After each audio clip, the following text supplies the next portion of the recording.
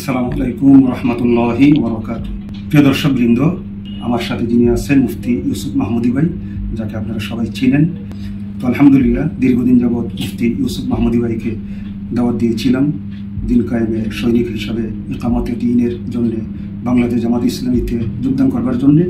আলহামদুলিল্লাহ, এই মুহূর্তে আমরা আছি বাংলাদেশ জামাত ইসলামী ঢাকা মহানগরী দক্ষিণ সিটি অফিসে। আজকে তিনি আনুষ্ঠানিকভাবে বাংলাদেশ জামাত ইসলামীতে যোগদান করেছেন। তো আসুন আমরা মুফতি ইউসুফ মাহমুদি ভাইয়ের কাছ থেকে সংক্ষিপ্ত একটু অনুভূতি শুনি। মোহতারাম ভাইজান, আপনি কেমন আছেন? আলহামদুলিল্লাহ, আমি টার্গেট করেছিলাম আপনি আমাদের সাথে দিন কায়েমের কাজ করবেন, বাংলাদেশ জামাত ইসলামীতে আসবেন। আলহামদুলিল্লাহ, আপনি এসেছেন। তো আপনি সংক্ষিপ্ত আকারে যদি একটু অনুভূতি প্রকাশ করেন। আলহামদুলিল্লাহ, নাহমাদুহু ওয়া নুসাল্লি আলা রাসূলিল কারীম, আম্মা বা'দ। প্রিয় দর্শক শ্রোতা, আসলে দিন কায়েমের জন্য কোনো না কোনো একটা প্ল্যাটফর্মের সাথে থাকা দরকার। সেই হিসেবে আমি আসলে আমার স্টুডেন্ট লাইফ থেকে দাওয়াতি কাজের সাথে জড়িত। এই বয়স পর্যন্ত মূলত কোনো সংগঠনের সাথেই ব্যস্ততার কারণে, বিভিন্ন চিন্তা চেতনার কারণে যুক্ত হওয়া হয়নি। তবে আমি সকল ইসলামী সংগঠনের পক্ষেই কাজ করেছি, এটা সবাই কম বেশ জানে, মিডিয়ায় ডকুমেন্টও আছে।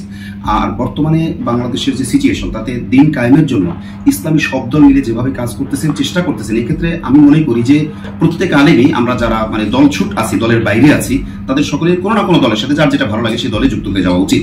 তো আমি আসলে মুফতি নুরুজ্জামান নোমানী হযরতের কাছ থেকে প্রায় বছর আগাগোড়া সব মিলিয়ে, এবং বিগত কয়েক মাস যাবত লাগাতার ভাই খুব চেষ্টা করছেন, কথাবার্তা বলছেন, এবং আমিও বিবেচনা করছি আসলে একটা দলের সাথে যুক্ত হওয়া দরকার। সেই সুবাদে আজকে জামাত ইসলামীর সাথে যুক্ত হয়ে কাজ করার একটা পরিকল্পনা করেই সদস্য ফরম পূরণ করেছি। এবং সকলের কাছে আমি দোয়া চাই, আমি শারীরিক একটু অসুস্থ, সার্বিক সব মিলিয়ে যেন আমি দাওয়াতি কাজে আমার সবটা ঢেলে দিয়ে আমি যেন উম্মার জন্য কিছু কাজ করতে পারি, এই দোয়াই সকলের কাছে আমি চাই।